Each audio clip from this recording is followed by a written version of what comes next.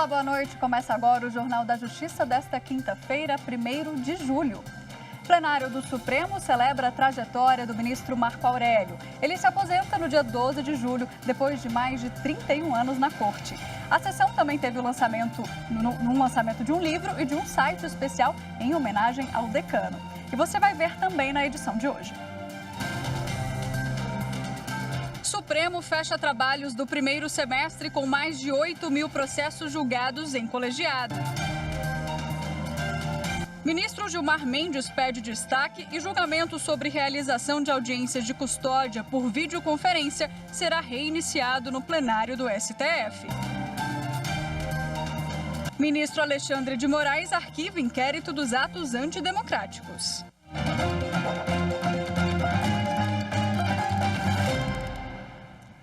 Em sua última sessão plenária, antes da aposentadoria, o ministro Marco Aurélio foi homenageado pela Suprema Corte. Na sessão de encerramento do semestre e última do ministro Marco Aurélio, antes de sua aposentadoria no dia 12 deste mês, o plenário do STF prestou uma homenagem ao decano da Corte. Em nome do tribunal, o ministro Dias Toffoli foi o primeiro a falar. Tenho o privilégio de render tributo a um colega, mas também a um querido amigo e a um brasileiro que sintetiza, acima de tudo, a vocação para o serviço público em defesa do direito, da Constituição e da democracia. Dias Toffoli destacou que desde 1999 até agora, o decano recebeu a relatoria de um total de 129.100 ações e se tornou o ministro que mais julgou processos na história da Corte. Marco Aurélio proferiu 268.077 decisões, sendo 93.755 individuais e 29.676 colegiadas, apenas em processos de sua relatoria. Sua presença marca a história do Supremo, conforme já destacou o nosso orador oficial, e suas contribuições para a vida pública são fundamentais para a construção da nossa democracia e para a institucionalização do nosso país. Não temos palavras para agradecer o brasileiro que Vossa Excelência foi, ostentando esta capa e essa cadeira. O Procurador-Geral da República, Augusto Aras, o Advogado-Geral da União, André Mendonça, e o representante da Ordem dos Advogados do Brasil, Walter Moura, também parabenizaram a forma como Marco Aurélio conduziu a longa carreira. Seja voto vencedor, seja voto vencido. Sua Excelência, o ministro Marco Aurélio, sempre trouxe novas luzes na busca das soluções às altas questões que adentraram nesta Suprema Corte, de modo a enriquecer a salutar pluralidade de visões inerentes aos órgãos colegiados. A partir do uso primoroso do vernáculo, de improviso, mas primoroso do vernáculo, e com um senso apurado de bom humor, Vossa Excelência contribuiu sobremaneira com a ciência e a arte de julgar. Se a justiça há de ser feita dentro de um rito, de uma passada que olha para todos os lados, ao dizer a consequência final ao cidadão, Vossa Excelência olhou para todos os lados, ouviu todos os lados e disse para todos os lados. O ministro Marco Aurélio fez uma pequena reflexão de sua atuação nesses 31 anos no STF. Ele agradeceu aos colegas e manifestou a confiança que mantém na mais alta corte do país. Os meus agradecimentos pela troca de ideias nesses 31 anos de Supremo, pela até mesmo paciência dos meus pares, considerado espírito irrequieto que mantenho. Nesse adeus, eu tenho a certeza absoluta que o Supremo, na composição atual, não faltará a nacionalidade. Que assim o seja, e o meu muito obrigado de coração a todos os senhores. E entre as homenagens na sessão de hoje, o presidente do Supremo, ministro Luiz Fux, lançou a obra 31 anos de Ciência e Consciência Constitucionais. A publicação é acompanhada de um site especial em homenagem ao decano da Corte. O livro reúne 31 julgados que marcaram a atuação do decano do Supremo Tribunal desde que ele tomou posse em junho de 1990. Entre os temas presentes na obra estão a validade da Lei Maria da Penha, interrupção da gravidez em caso de feto anencéfalo, possibilidade de progressão de regime para crimes hediondos, entre outros. A íntegra dos acórdãos pode ser acessada por QR Codes disponíveis na publicação. O lançamento foi feito pelo ministro Luiz Fux, presidente do STF, durante a sessão plenária desta quinta-feira. Eu diria que servir ao semelhante é um traço indelével da biografia do ministro Marco Aurélio. Esse propósito é revelado no seu ofício, com decisões marcadas por verdadeiro humanismo e, acima de tudo, espírito constitucional. Suas decisões ressoam como lições atemporais de sabedoria e de coragem. Além da obra, o tribunal também disponibilizou um site especial produzido em homenagem ao ministro Marco Aurélio, com fotos, depoimentos e registros históricos do decano da Corte. A página está disponível no portal do Supremo e nela é possível conhecer a trajetória institucional do ministro desde a sua posse no STF, passando pela presidência da Corte e a criação da TV Justiça. Fui muito feliz na bancada do Supremo, na ocupação de uma das 11 cadeiras mais importantes da República, porque, afinal, são cadeiras situadas no Supremo e o vocábulo revela órgão de gradação maior. Tive realizações incontáveis como servidor de meus semelhantes. E sempre atuei com espontaneidade, com desassombro, com pureza d'alma. STF fecha trabalhos do primeiro semestre com mais de 8.000 processos julgados em colegiado. Para o presidente da Corte, esses números representam um movimento sem precedentes de desmonocratização do Supremo Tribunal Federal.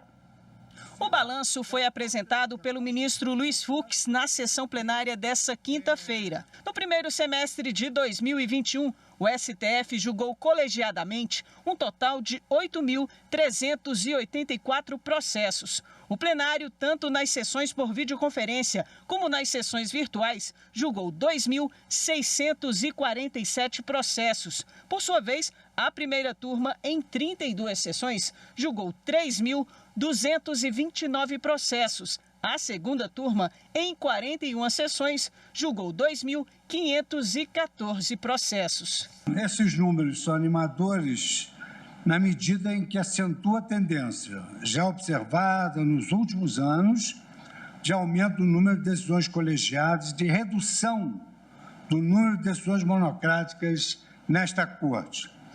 Por meio de um esforço coletivo louvável de todos os meus pares, cujo trabalho eu louvo e parabenizo, nós vivemos um momento sem precedentes de desmonocratização do Supremo Tribunal Federal, em muito impulsionado pela consolidação da prática de julgamentos no plenário virtual, inclusive por meio de sessões extraordinárias e urgentes. O presidente Luiz Fux também destacou que esses resultados só foram possíveis por conta do investimento em ferramentas tecnológicas, incrementando assim o trabalho remoto. Isso permitiu a redução do acervo, que atualmente está em 22.786 processos em tramitação, sendo considerado o menor da história recente da Corte. Segundo dados do Laboratório de Inovação do STF, o Inova-STF, quase 100% do acervo da Corte tramita em meio eletrônico, com todos os serviços jurisdicionais disponíveis na internet. E e as ferramentas digitais continuam sendo aprimoradas. Com muita satisfação, noticio que o processo eletrônico no Supremo Tribunal Federal já não é mais apenas um conjunto de arquivos de texto em formato PDF. Recentemente, os nossos experts do Inova Supremo Tribunal Federal implementaram a possibilidade de carregamento de arquivos em áudio e em vídeo nos nossos processos. E, em breve, os advogados poderão peticionar os autos por meio de recursos audiovisuais que estão sendo desenvolvidos.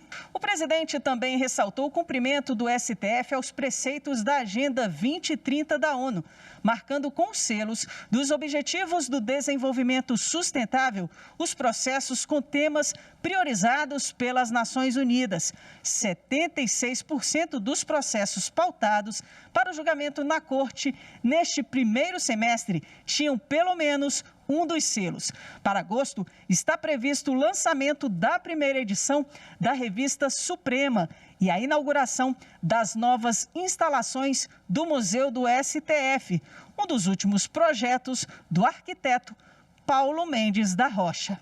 Os novos espaços físicos, com obras já concluídas, colocam o nosso museu em patamar internacional.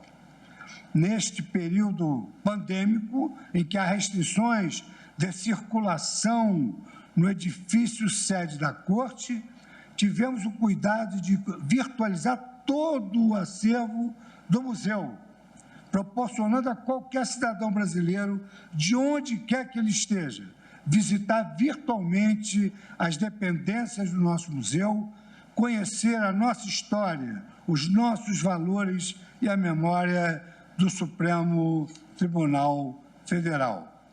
O ministro Luiz Fux destacou ainda várias iniciativas da Corte na área da comunicação, entre elas a criação da seção Verdades do STF no portal do Supremo, para checagem e esclarecimento sobre notícias falsas que estejam circulando na internet sobre o tribunal.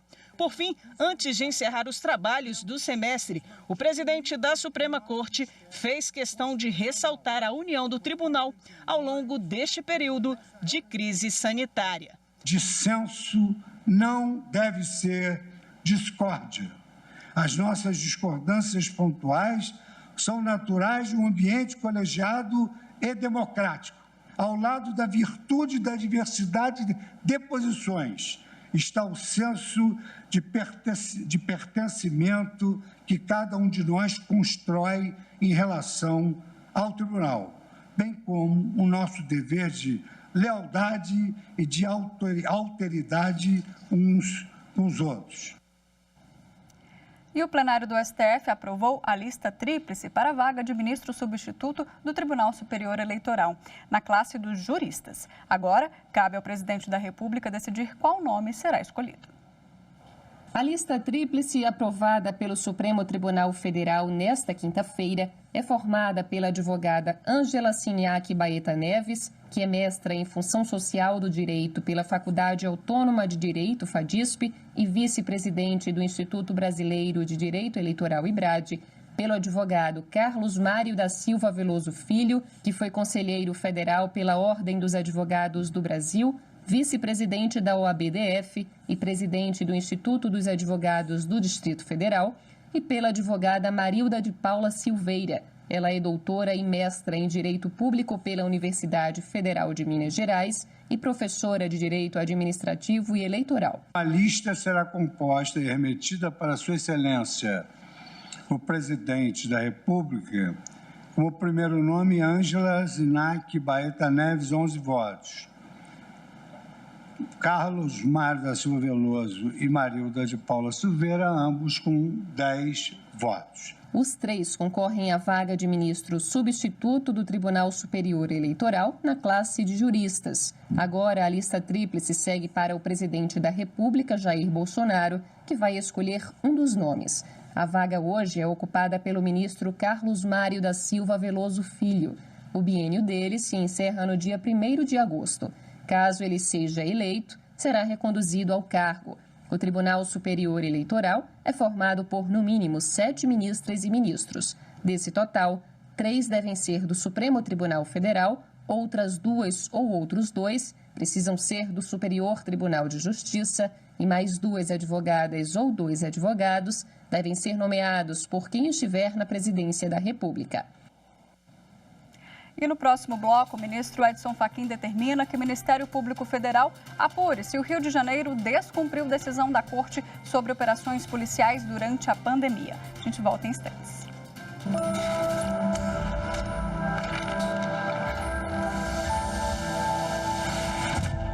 A Constituição Federal, nossa Carta Cidadã, foi uma conquista do povo brasileiro após uma série de lutas. Sua elaboração foi essencial para a organização e implementação dos direitos e garantias fundamentais do cidadão.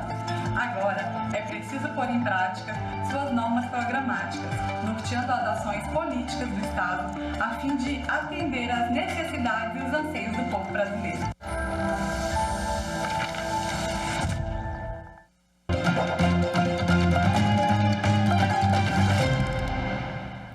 Há pouco, o ministro Gilmar Mendes pediu destaque e o julgamento sobre a realização de audiências de custódia por videoconferência durante a pandemia de Covid-19 foi suspenso. Até então, 6 ministros já haviam votado para confirmar a decisão liminar do ministro Nunes Marques, que autorizou o uso da modalidade na crise sanitária. Com o pedido de destaque, o caso segue agora, então, para o plenário presencial da Corte, onde o julgamento é reiniciado, inclusive com a representação das sustentações orais e os votos de todos os ministros. Ainda não há data prevista para que isso aconteça. O ministro Edson Fachin determinou que o Ministério Público Federal investigue se a decisão do Supremo envolvendo operações policiais em comunidades no período da pandemia foi descumprida pelo governo do Rio. A decisão que restringiu as operações policiais no Rio de Janeiro durante a pandemia é de agosto do ano passado e prevê que elas sejam realizadas apenas em situações excepcionais, justificadas por escrito pela autoridade competente e comunicadas ao Ministério Público. Numa ação no STF, o Partido Socialista Brasileiro questiona o trabalho da polícia e pede a adoção de medidas para reduzir as mortes decorrentes de operações no Rio de Janeiro. O julgamento no plenário virtual foi suspenso após um pedido de vista do ministro Alexandre de Moraes. Agora, o ministro Edson Fachin determinou de forma cautelar que o Ministério Público Federal investigue se a decisão do Supremo sobre as operações policiais no Rio foi desrespeitada. Para o relator, esse procedimento é necessário diante da suspensão do julgamento do caso e do recesso forense, para evitar que eventuais provas sejam perdidas e diligências inviabilizadas. O MPF pode pedir apoio da Polícia Federal nas investigações. Entre os casos que devem ser apurados está o do Jacarezinho, ocorrido em maio e que resultou na morte de 27 suspeitos e um policial. O ministro Edson Fachin ainda determinou que o Ministério Público e o Estado do Rio de Janeiro permitam que o PSB tenha acesso às comunicações das operações policiais e aos relatórios finais dessas operações, ressalvando apenas o sigilo de eventuais informações de inteligência, que não digam respeito ao cumprimento das decisões proferidas no âmbito desta ação. A vice-presidente do Supremo, ministra Rosa Weber, encaminhou à Procuradoria-Geral da República um pedido de investigação contra o presidente Jair Bolsonaro e o ex-diretor de logística do Ministério da Saúde, Roberto Dias. Notícia crime foi apresentada pela deputada Natália Bonavides, com base em reportagem do jornal da Folha de São Paulo sobre um suposto pedido de propina do ex-diretor em negociação de doses da vacina da AstraZeneca.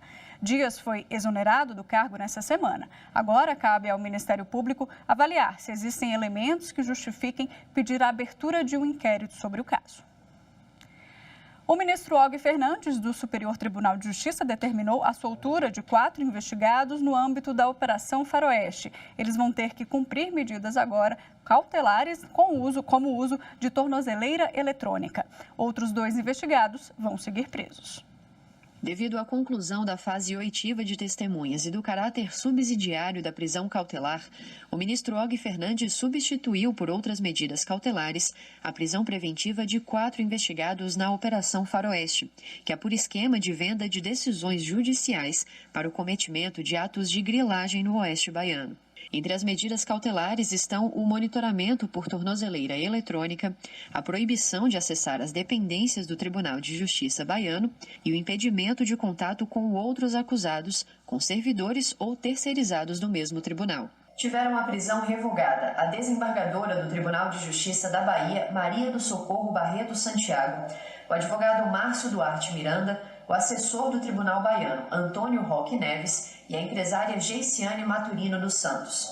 Já com relação ao empresário Adailton Maturino dos Santos e ao juiz Sérgio Humberto Sampaio, o ministro Og Fernandes decidiu por manter as prisões preventivas decretadas, considerando que os investigados não cumprem os requisitos para o relaxamento da medida cautelar mais extrema. Ao determinar a soltura dos 4 investigados, o relator apontou que, além da finalização da oitiva das testemunhas, estão vigentes medidas como o afastamento cautelar das funções públicas dos agentes denunciados, o que diminui o risco à garantia da ordem pública, à instrução criminal e à aplicação da lei penal. Com relação às prisões mantidas, o ministro lembrou que, no caso do empresário, há registrado nos autos provas de diversos registros de identidades falsas relacionadas ao investigado. E a notícia de prisões anteriores, indícios de um vultuoso patrimônio ainda não identificado completamente. Já no caso do juiz, o ministro apontou que, mesmo após a prisão, foram identificados indícios do pagamento de valores indevidos que seriam destinados ao magistrado, o que indica para o relator a possibilidade de continuidade das atividades delitivas. E a seguir, o ministro Alexandre de Moraes determina a abertura de inquérito sobre organização criminosa que atua contra a democracia. A gente mostra já já.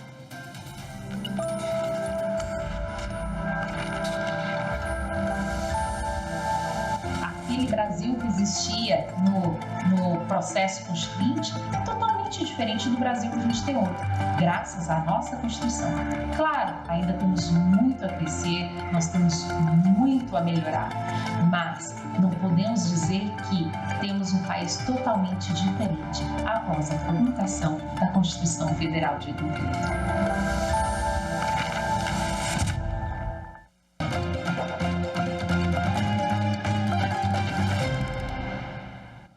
O ministro Alexandre de Moraes arquivou o inquérito sobre os atos antidemocráticos e determinou a abertura de nova investigação de uma possível organização criminosa digital que atenta contra a democracia.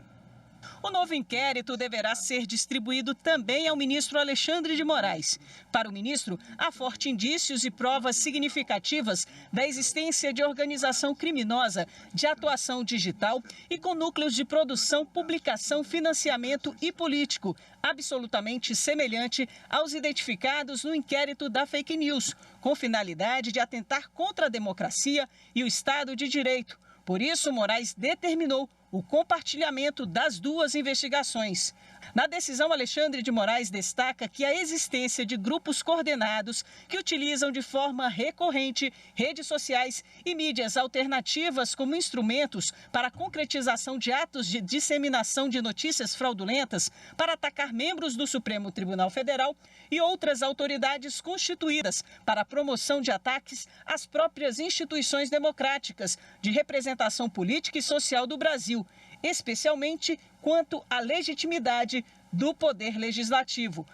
Ele ressaltou que, aparentemente, o objeto econômico do grupo é obter financiamento com verbas públicas para a propagação de ideias antidemocráticas e que há sérios indícios de uso de rede de computadores interna do Palácio do Planalto, da Câmara dos Deputados e do Senado Federal, por meio de assessores parlamentares reconhecidamente ligados ao objeto de investigação nestes autos, para divulgar ataques às instituições democráticas e seus integrantes. A nova investigação terá prazo inicial de 90 dias e será conduzida pela equipe da delegada Denise Dias Rosas Ribeiro, da Polícia Federal, em razão da conexão com o inquérito arquivado que apurava a organização e o financiamento de manifestações que no ano passado foram às ruas para defender causas antidemocráticas e inconstitucionais, como o fechamento do Congresso e do STF e a adoção de um novo AI-5,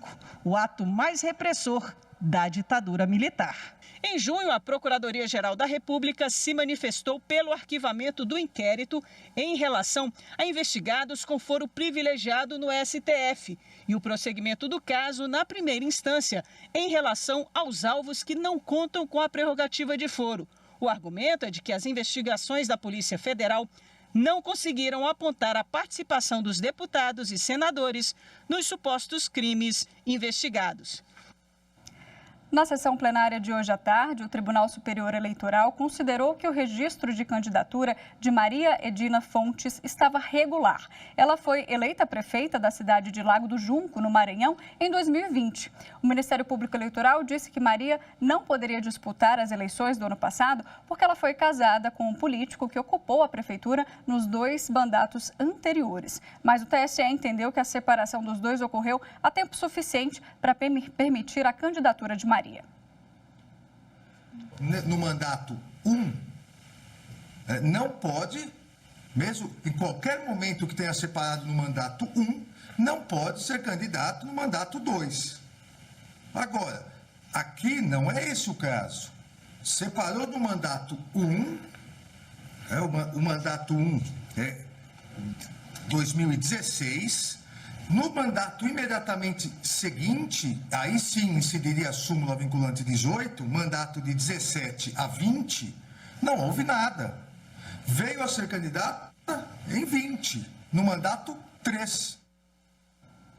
E essa sessão encerrou o primeiro semestre de 2021 no TSE. O presidente do tribunal, o ministro Luiz Roberto Barroso, lembrou que o TSE produziu 6.581 decisões nos 6 primeiros meses do ano e digitalizou quase todos os processos em tramitação na Corte. E a partir dessa sexta-feira, o Tribunal Superior Eleitoral entra em recesso forense. A presidência do tribunal permanecerá de plantão para atender a demandas de urgência, como medidas cautelares e habeas corpus. O presidente em exercício do TSE, no período de 2 a 16 de julho, será o ministro Edson Fachin. Mesmo com o aumento no número de processos distribuídos no primeiro semestre de 2001, o Superior Tribunal de Justiça julgou quase 70 mil processos a mais do que recebeu nos 6 primeiros meses do ano. Os números foram divulgados na sessão da Corte Especial, que marcou o encerramento do semestre forense. Além de julgar processos que estavam em pauta, o presidente do STJ, ministro Humberto Martins, apresentou um balanço dos julgados nesse primeiro período de 2021 e um comparativo em relação ao mesmo período do ano passado. De 2 de janeiro a 28 de junho de 2021, o STJ superou a marca de 273.344 processos julgados, incluindo agravos internos, regimentais e embargos de declaração. Ou seja, quase 70 mil processos a mais do que o número de processos distribuídos, cumprindo com a meta 1 do Conselho Nacional de Justiça. Neste período, 197.926 processos foram baixados. Esse resultado reflete um incremento de 6,41%. Só na presidência foram decididos 106.191 processos até agora. O ministro Humberto Martins destacou o esforço coletivo de ministros, servidores, terceirizados, advogados e Ministério Público que atuam na Corte para superar os resultados a cada ano. O STJ, o Conselho da Justiça Federal, não parou. Nós estamos atentos, alerta, vigilante e respondendo todos os questionamentos. Aumentamos, inclusive, a nossa produtividade com os nossos ministros e ministras. O presidente ressaltou ainda que houve um aumento de 28,86% no número de processos distribuídos em relação ao mesmo período de 2020 e que, mesmo diante das adaptações necessárias em função da pandemia da Covid-19, além do sucesso no número de julgados, o STJ realizou diversos eventos online e promoveu avanços em relação à parte administrativa do tribunal. Durante as férias forenses entre 2 e 31 de julho, os prazos processuais estarão suspensos no tribunal. Neste período, o plantão judicial será dividido entre o presidente, ministro Humberto Martins, e o vice-ministro Jorge Mussi. O ano judiciário no STJ será retomado a partir do dia 2 de agosto, com nova sessão da Corte Especial. E o Tribunal Superior do Trabalho aumentou em 15% o número de processos julgados em um ano. O aumento da produtividade ocorreu em meio à pandemia do coronavírus. Ao todo, foram julgados mais de 139 mil processos, um crescimento de 15,7% em relação aos meses de janeiro a maio de 2020, quando foram analisadas mais de 120 mil ações. De acordo com os dados da Coordenadoria de Estatística e Pesquisa do TST, nos 5 primeiros meses deste ano, o tribunal recebeu 22,7% de processos a mais em comparação ao mesmo período de 2020. 78,3% foram de casos novos e 21,7% de recursos internos. A média de processos julgados pelas turmas também cresceu, 16,4% a mais do que em 2020. O TST suspendeu as atividades presenciais em 19 de março do ano passado e, desde então, as sessões de julgamento ocorrem remotamente, como medida de prevenção à disseminação da Covid-19. Apesar do aumento de processos julgados, o número de processos pendentes de julgamento sofreu um aumento de aproximadamente 4% no período. O acervo também aumentou. Mais de 448 mil processos aguardam julgamento. E a gente reforça que o Supremo Tribunal Federal abriu inscrições para a escolha de 2 novos conselheiros do CNJ. As vagas são destinadas a desembargadores do Tribunal de Justiça e a juiz estadual. Os magistrados serão escolhidos em sessão administrativa do Supremo e vão substituir os 2 conselheiros que ocupam essas vagas e que deixam o Conselho em novembro. Os interessados devem se inscrever no site stf.jus.br/vaga-CNJ e enviar currículo até o dia 19 de julho. O Jornal da Justiça fica por aqui. Uma boa noite para você. Daqui 30 minutinhos eu volto com o programa Tá na Web e os destaques de busca lá no Google. Não perca, hein? Até já.